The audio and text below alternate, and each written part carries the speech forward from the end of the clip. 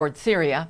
Israel said it killed 7 terrorists armed with automatic weapons and explosive belts just 650 feet from the Israeli security fence on the Golan Heights. The IDF released this footage of the 7 as it was tracking them, and the IDF searches of the area the next day. The army believes the terrorists were part of an ISIS group routed by Syria and were on their way to carry out an attack against Israel. Earlier, Syria said it had completely ousted ISIS rebels from the Syrian Golan Heights, but civilians there fear a massacre by President Bashar Assad's forces. Assad now controls the Golan border with Israel for the first time in 7 years. And as fighting raged in the southern town of Dara, there are reports Israel has asked Russia to prevent the slaughter of Assad's opponents.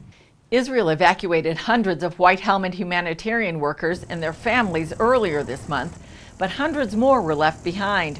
One worker told reporters, "Our fate is worse than that of army defectors." With the first U.S. sanctions against Iran in place, the economy in Iran has already been hit.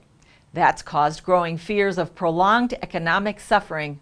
More sanctions covering other types of commerce, including oil purchases, takes effect on November 4th. CBN's George Thomas has more.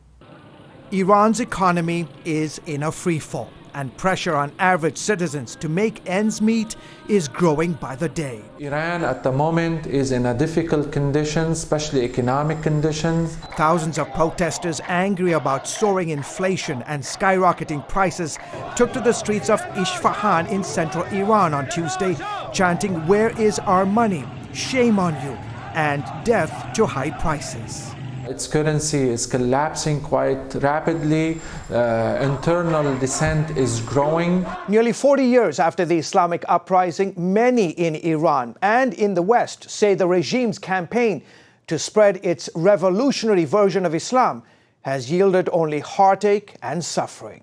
The 40 years of fruit from the revolution has been bitter. 40 years of kleptocracy. 40 years of the people's wealth squandered on supporting terrorism. 40 years of ordinary Iranians thrown in jail for peaceful expression of their rights.